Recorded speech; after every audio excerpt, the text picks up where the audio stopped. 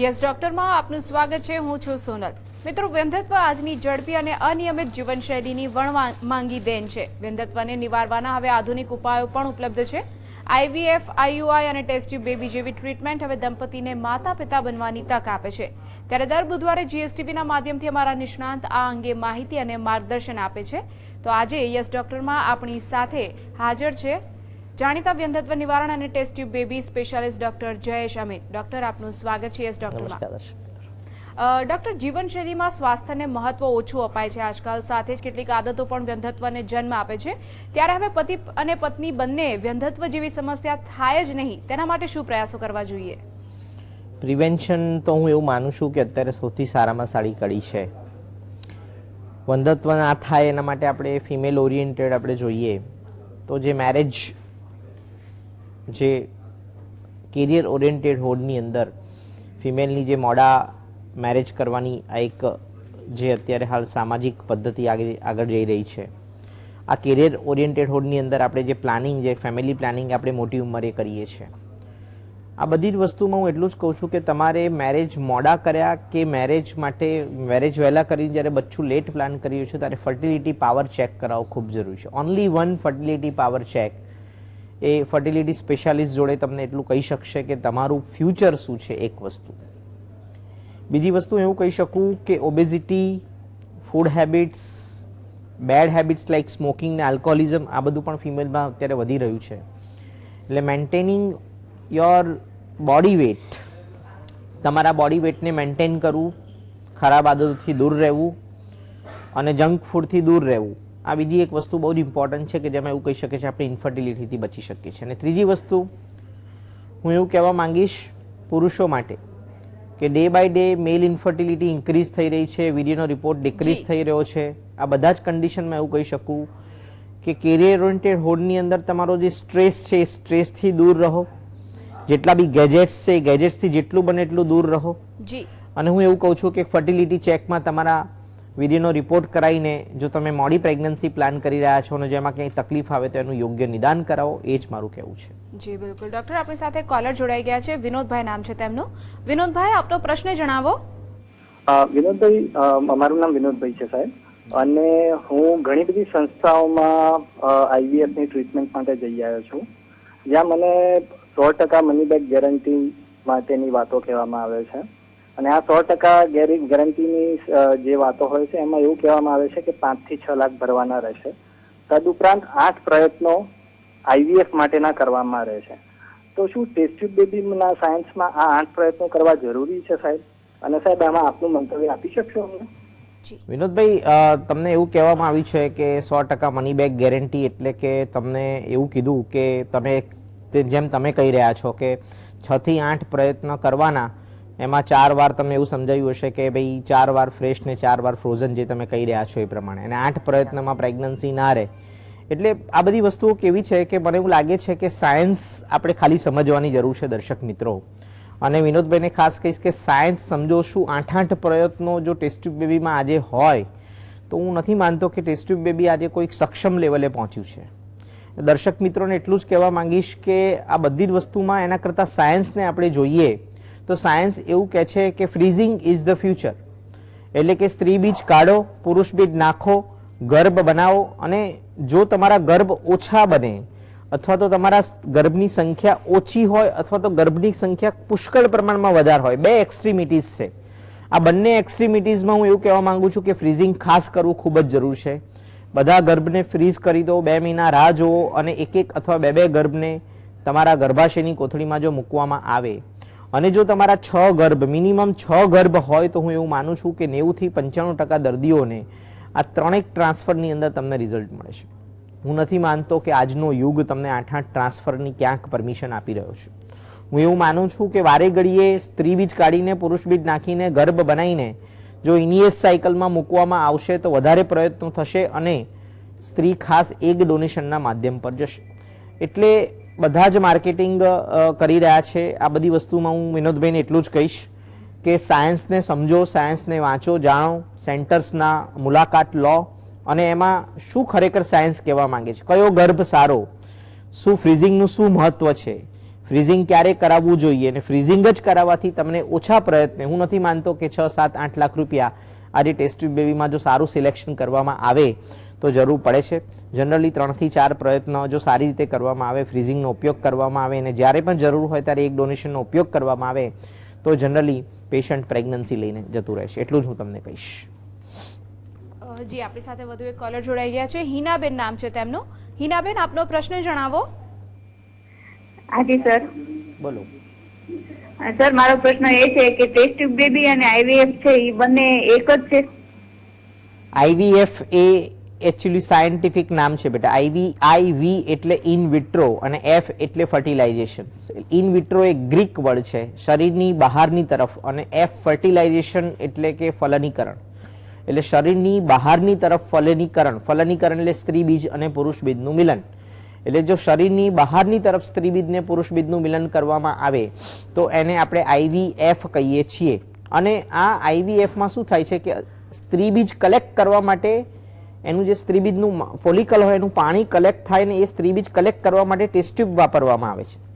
એટલે આનું ભૂલામણું નામ આ ટેસ્ટ ટ્યુબ વાપરવાને લીધે કે બધું બેબી અંદર ટેસ્ટ ટ્યુબમાં ડેવલપ થાય છે, એક ભૂલામણું નામ થઈ ગયું છે એટલે એને ટેસ્ટ ટ્યુબ બેબી કહીએ છીએ. પણ બેઝિકલી એનું નામ આઈવીએફ છે અને આઈવીએફ અને ટેસ્ટ ટ્યુબ બેબી બંને એક જ છે, આપણે એવું કહી શકીએ.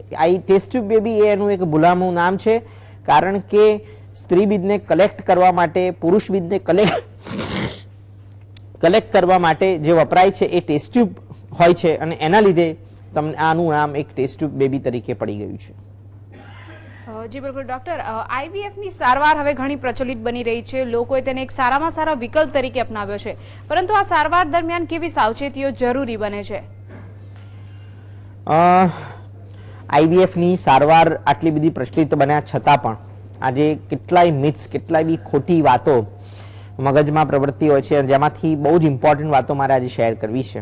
એક વસ્તુ તો પહેલી વસ્તુ કે હજુ પણ અંતરિયાળ ગામડાઓમાં ઘણી કોમ્યુનિટીમાં એવું છે કે ટેસ્ટ ટ્યુબ બેબી એટલે બીજાનું. એક બહુ જ ખોટી વસ્તુ છે. ટેસ્ટ ટ્યુબ બેબીનો ઉદ્ભવ જ એટલે થયો છે કે તમને પોતાના સ્ત્રી બીજને પોતાના પુરુષ બીજ ઉપર પ્રેગ્નન્સી મળે.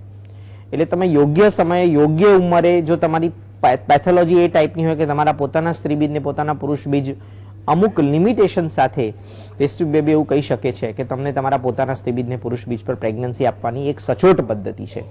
એટલે જે પણ દર્શક મિત્રો મને સાંભળી રહ્યા છે અને આ વસ્તુ ખાસ લોકોને કહેવી જરૂરી છે કે ટેસ્ટ ટ્યુબ બેબી એટલે બીજાનું, એ તદ્દન ખોટી વાત છે. એક વસ્તુ.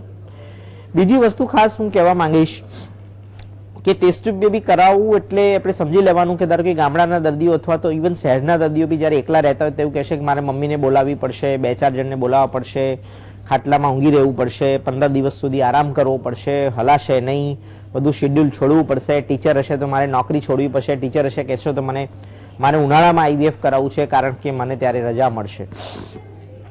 આરામ અને ટેસ્ટ ટ્યુબ બેબી સાથે કંઈ જ સંકળાયેલું નથી.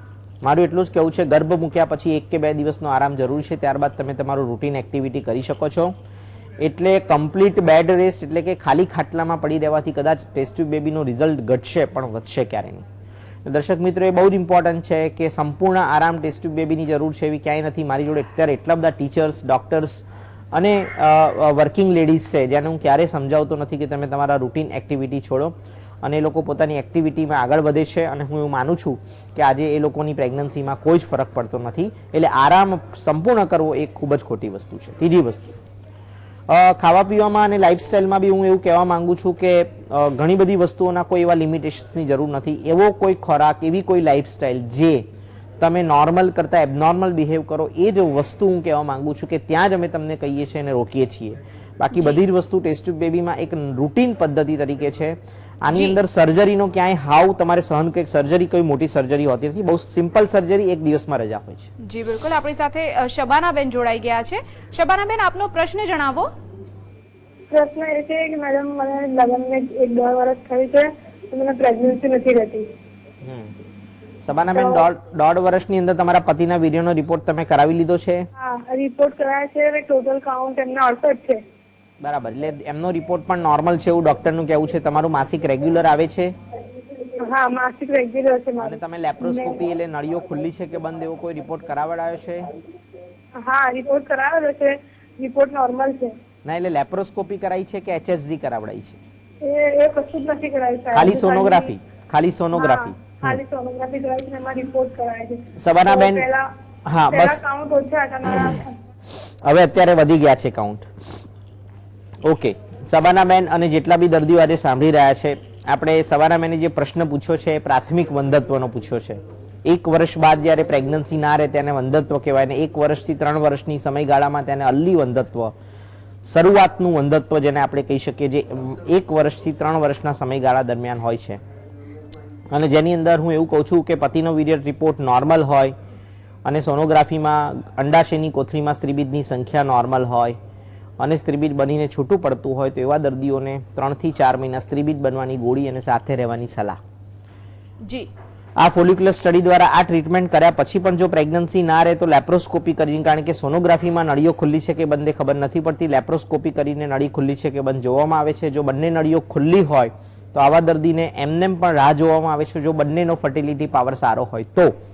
છતાં પણ 3-6 મહિનાની અંદર જો પ્રેગ્નન્સી ના રહે તો આઈયુઆઈની ટ્રીટમેન્ટ કરવામાં આવે છે અને મેક્સિમમ 3 કે 4 આઈયુઆઈ કરી શકો છો. ત્યારબાદ ટેસ્ટ ટ્યુબ બેબીનો વારો આવે છે, પ્રોવાઇડેડ એમનો ફર્ટિલિટી પાવર સારો રહે ત્યારે.